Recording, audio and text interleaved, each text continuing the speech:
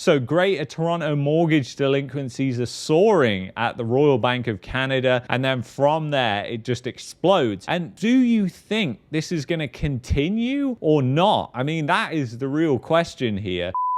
The mortgage delinquency rate is exploding in Toronto and going much, much higher as you look at the trend, and it's just unbelievable. But before we get into that, I want to show you this, and let's go back in time. Let's do a trip down memory lane. The Bank of Canada warns buyers of early signs of overheating in housing market. This was February 2021, and I just want to highlight some things that they said here. In that low for long world, there are risks that housing could get carried away. So that is something that we will be looking at very carefully, McClem said in a response to a question from a member of the remote audience. Some observers have already expressed worries that the Canadian housing market is rising at an unsustainable pace, leaving critics, including some in the real estate industry, nervous of a boom followed by a devastating bust once interest rates finally start to rise. And let's go to Canadian home prices, and let's go to February of 2021, which was right here. So you can see this was when the parabolic rise, the absolute mania started, was in February 2021. And we all know what happened around July 2021, June 2021. That was when the Market Mania channel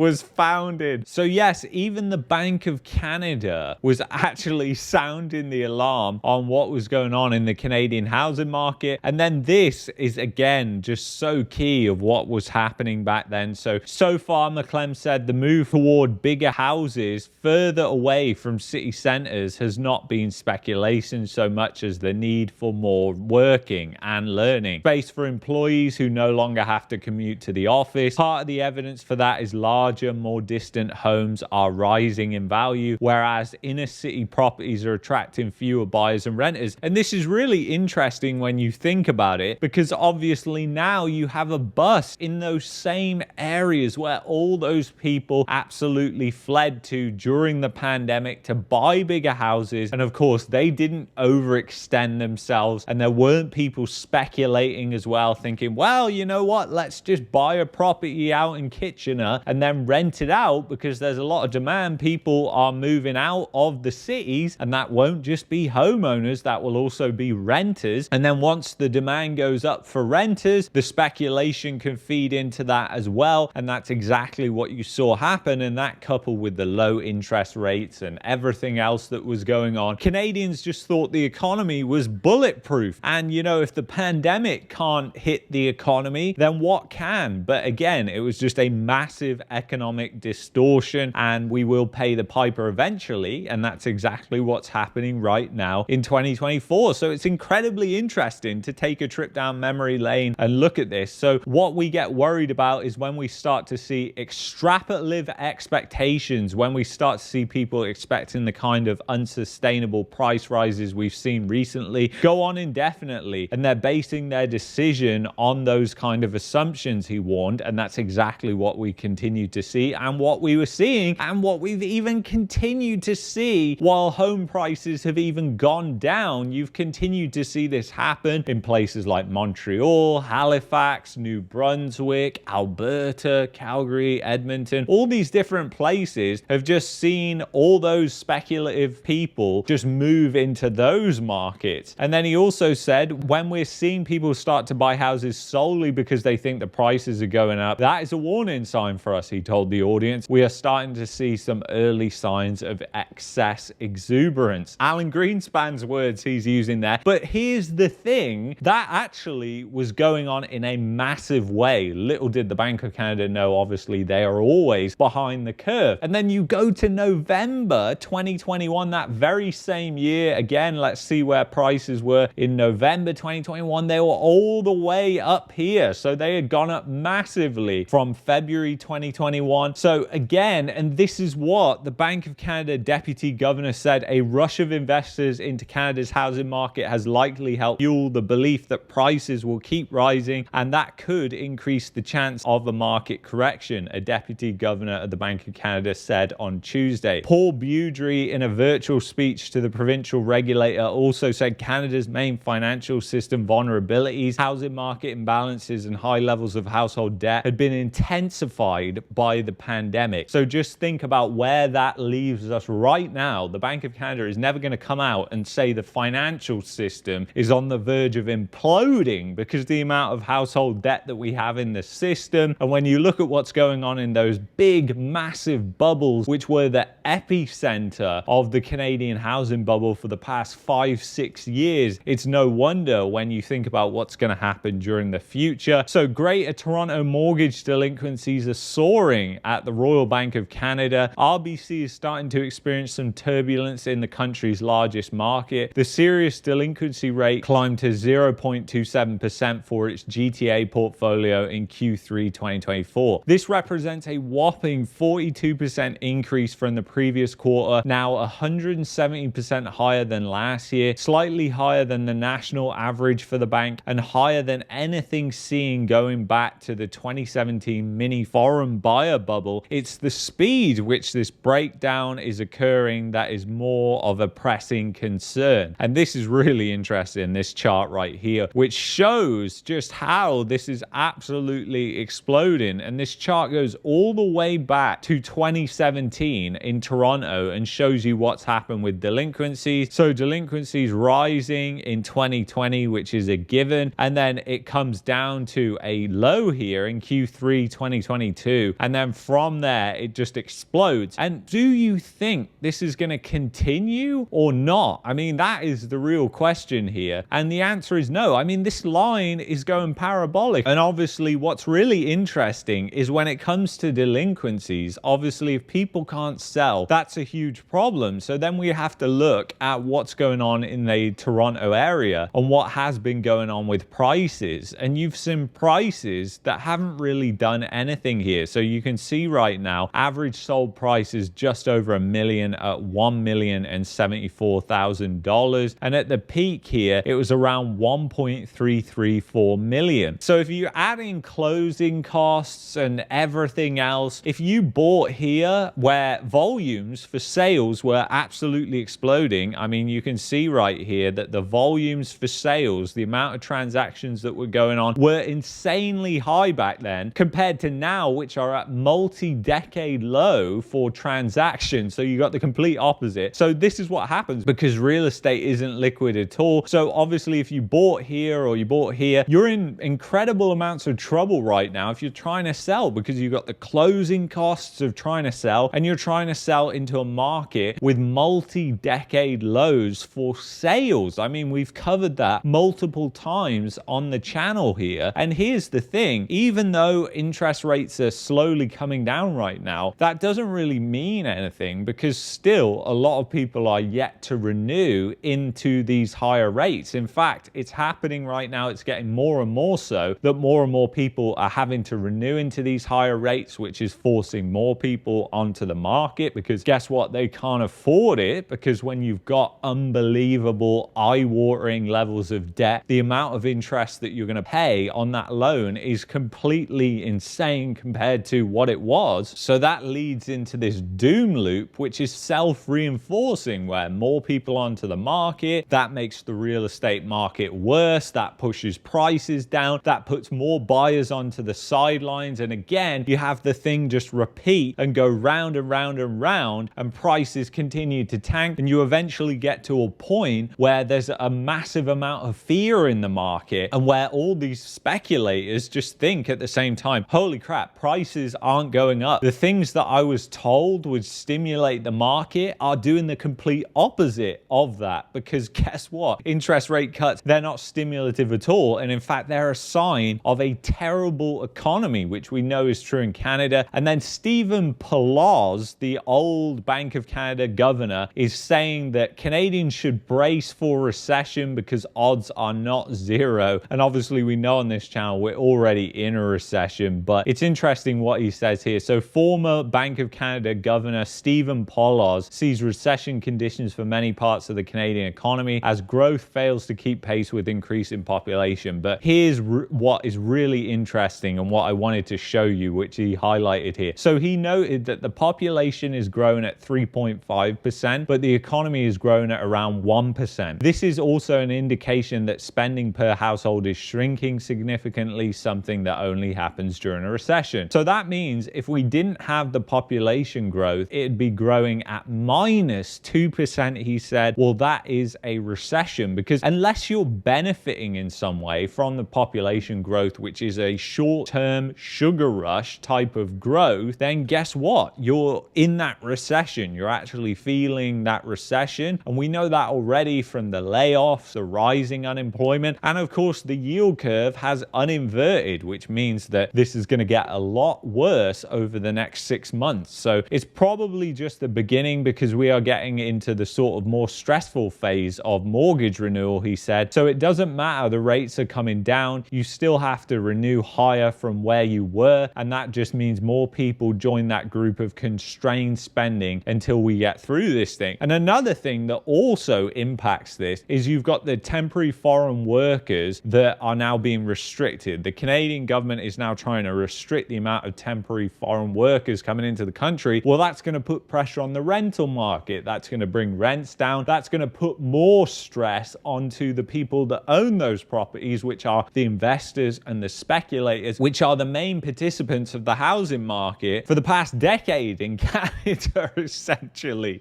are going to be put under even more pressure. So obviously with this happening, what do you think is going to happen with home prices? Do you think home prices are going to continually go down or go up? And when you look at places like Toronto, the annual change might be minus around 1%, but then you've got to add the real inflation. And let's face it, inflation has been around at least between 3 and 7% year over year, probably likely even higher than that. So the real amount that these properties are falling in price is much higher, and that's what matters at the end of the day. If you can't take that money and go and buy more goods and services, then guess what? That money, that purchasing power is declining when you have it in real estate, even if it's just flat. And that's what I've talked about, which is a significant risk for the housing market in Canada, full stop, over the next couple of decades. Eventually the housing market may stabilize, but it may just stagnate, where you've got inflation that is higher than the actual price rises, and you've had the complete opposite of that for the past 2 decades. So very interesting. And then you look at what's going on right now, and the transactions are down 29% on an annual basis. They're off 6%. So less and less transactions are happening right now. You can see the distribution here of condos, townhouses, and detached properties. When you look at detached properties as well, it's just completely insane what happened, because the prices got all the way up to nearly 1.8 million, and now they're down at 1.4 million. So think about that. That is a huge variance in the price. And guess what? A lot of people took mortgages out that were significantly less. And we've seen on Twitter people like Shazzy, I would highly recommend that you follow, who's publishing all these people who have these massive, substantial losses in the Canadian housing market, all these power of sales that are coming online. And it's no wonder that you're seeing that, because the mortgage delinquency rate, the trend is absolutely skyrocketing. And we know the CBA data is completely manipulated. It is completely fake. So anyway, guys, I want to thank you so much for watching this video. If you've enjoyed this video, I'd highly recommend that you check out that video there. If you're looking for a VPN to protect your privacy, go to expressvpn.com/marketmania, affiliate link in the description. This was streamed on ExpressVPN. I will see you in the next one. Take care. Bye-bye.